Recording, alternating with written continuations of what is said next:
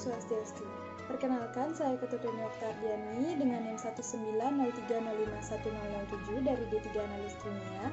Di sini saya akan presentasikan tentang praktikum analisis elektrokimia mengenai elektrolisis air laut dengan elektroda inert. Adapun tujuan dalam praktikum ini yaitu untuk mengetahui cara elektrolisis larutan air laut dengan mengamati gejala-gejala yang terjadi di katoda dan anoda melalui reaksi kimia. Nah, adapun dasar teori dalam praktikum ini yaitu rangkaian dari sel elektrolisis hampir menyerupai sel volta. Yang membedakan sel elektrolisis dari sel volta adalah pada sel elektrolisis komponen voltmeter diganti dengan sumber arus yang umumnya digunakan yaitu baterai. Larutan atau lelehan yang ingin dielektrolisis ditempatkan dalam suatu wadah. Selanjutnya, elektroda dicelupkan ke dalam larutan maupun lelehan elektrolit yang ingin dielektrolisis. Elektroda yang digunakan umumnya merupakan elektroda inert seperti grafit, platina, dan emas. Elektroda berperan sebagai tempat berlangsungnya reaksi. Reaksi reduksi berlangsung di katoda, sedangkan reaksi oksidasi berlangsung di anoda. Kutub negatif sumber arus mengarah pada katoda karena memerlukan elektron, dan kutub positif sumber arus tentunya mengarah pada anoda. Akibatnya, katoda bermuatan negatif dan menarik kation-kation yang akan terreduksi menjadi endapan logam. Sebaliknya, anoda bermuatan positif dan menarik atom-atom yang akan teroksidasi menjadi gas. Terlihat jelas bahwa tujuan elektrolisis adalah untuk mendapatkan endapan logam di katoda dan gas di anoda. Ada dua tipe elektrolisis, yaitu elektrolisis lelehan atau leburan dan elektrolisis larutan. Adapun prosedur kerja dalam praktikum ini yaitu alat, bahan, dan cara kerja. Nah, alat dan bahan dalam praktikum ini, alatnya yang pertama ada tabung U, neraca analitik, spatula, kaca arloji, gelas kimia, labu ukur, gelas ukur, statif dan klem, batang pengaduk, kabel penjepit buaya, baterai, tabung reaksi, rak tabung reaksi, serta pipet tetes.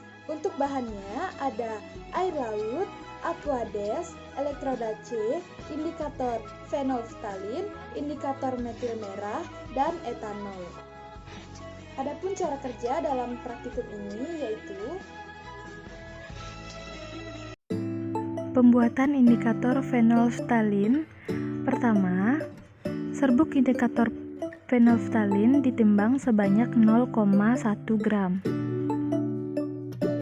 Setelah itu, indikator fenolftalin dimasukkan ke dalam gelas kimia.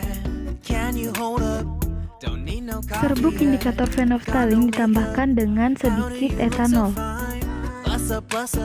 Dilakukan pengadukan hingga serbuk indikator fenolftalin larut dengan etanol.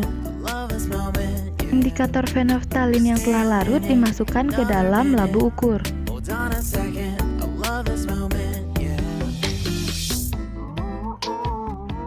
Selanjutnya, etanol ditambahkan ke dalam labu ukur hingga tanda batas. Dilakukan penggojlokan hingga larutan dalam labu ukur homogen. Selanjutnya, pembuatan indikator metil merah.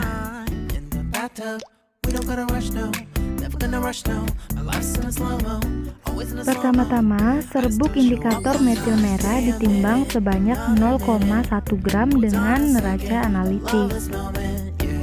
Setelah ditimbang, serbuk indikator metil merah dimasukkan ke dalam gelas kimia. Serbuk indikator metil merah ditambahkan sedikit etanol. Dilakukan pengadukan hingga indikator metil merah larut dengan etanol. Setelah itu, indikator metil merah dimasukkan ke dalam labu ukur.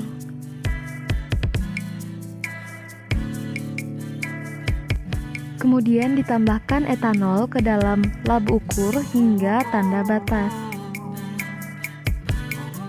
Dilakukan penggojlokan hingga larutan dalam labu ukur homogen. Selanjutnya yaitu pengenceran air laut. Pertama-tama air laut dimasukkan ke dalam labu ukur, kemudian ditambahkan aquades hingga tanda batas.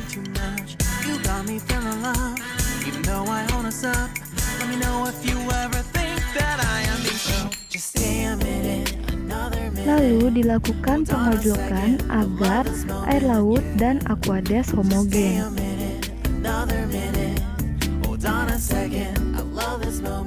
Air laut yang telah diencerkan dimasukkan ke dalam tabung U. Kemudian dirangkai kabel penjepit buaya, baterai, dan elektroda.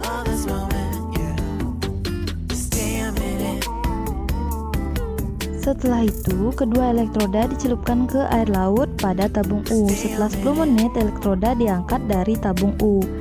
Setelah itu, larutan dianoda atau bermuatan positif dimasukkan ke dalam tabung reaksi 1 dan 2. Kemudian, larutan di katoda diambil dengan menggunakan pipet tetes yang berbeda dan dimasukkan ke dalam tabung reaksi 3 dan 4.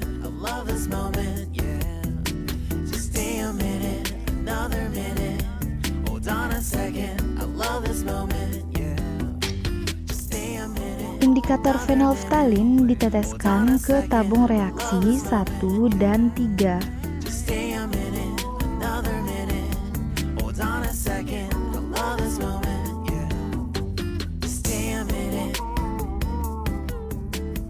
Kemudian indikator metil merah diteteskan ke dalam tabung reaksi 2 dan 4.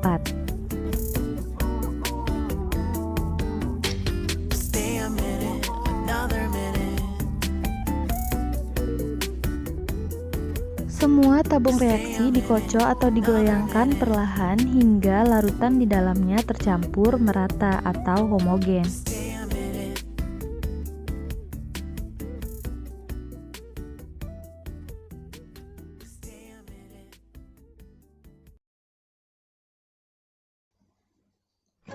Adapun hasil dan pembahasan dalam praktikum ini, yaitu perlakuan pertama elektroda dimasukkan ke tabung U. Hasilnya, di anoda terdapat gelembung, di katoda berwarna ungu dan terdapat gelembung. Perlakuan kedua, larutan di anoda sebelum ditetesi indikator fenolftalin. Hasilnya, tabung reaksi 1 berwarna bening, tabung reaksi 2 berwarna bening. Perlakuan ketiga, larutan di katoda sebelum ditetesi indikator metil merah. Hasilnya, tabung reaksi 3 dan tabung reaksi 4 berwarna ungu. Untuk perlakuan keempat, larutan di anoda setelah ditetesi indikator fenolftalin. Hasilnya, tabung reaksi 1 berwarna putih, tabung reaksi 3 berwarna merah muda. Perlakuan kelima, larutan di katoda setelah ditetesi indikator metil merah. Hasilnya, tabung reaksi 2 berwarna merah dan tabung reaksi 4 berwarna kuning. Adapun reaksi yang terjadi di katoda 2H2O plus 2 elektron menjadi H2 plus 2 OH-. Di anoda 2Cl- menjadi Cl2 plus 2 elektron. Dari hasil pengamatan, dapat diketahui bahwa pada katoda terdapat gelembung gas. Gelembung gas tersebut adalah gas hidrogen, yaitu H2, yang terbentuk karena reaksi reduksi air. Dari reduksi air juga terdapat OH, sehingga larutan pada katoda bersifat basah. Hal inilah yang membuat larutan pada katoda tabung reaksi 3 akan berubah warna menjadi merah muda ketika ditetesi indikator fenolftalin. Pada anoda juga terdapat gelembung gas. Gelembung gas tersebut adalah gelembung gas klor yang terbentuk karena oksidasi anion Cl. Tabung reaksi 1 yang berisi larutan di anoda tidak berubah warna menjadi merah muda ketika ditetesi dengan indikator fenolftalin yang mengindikasikan bahwa larutan di anoda tersebut bersifat asam. Lalu untuk tabung reaksi 2 yang berisi larutan di katoda berubah menjadi berwarna merah setelah ditetesi dengan indikator metil merah. mengindikasikan bahwa larutan tersebut bersifat asam. Kemudian, pada tabung reaksi 4, setelah ditetesi metil merah, tabung merubah menjadi berwarna kuning yang mengindikasikan bahwa larutan tersebut bersifat basah. Adapun kesimpulan dalam praktikum ini yaitu dapat disimpulkan bahwa tabung reaksi 1 dan 2 yang berisi larutan anoda bersifat asam dikarenakan larutan pada tabung reaksi 1 tidak berubah warna menjadi merah muda ketika ditetesi indikator fenolftalin, dan larutan pada tabung reaksi 2 berubah warna menjadi merah ketika ditetesi indikator metil merah.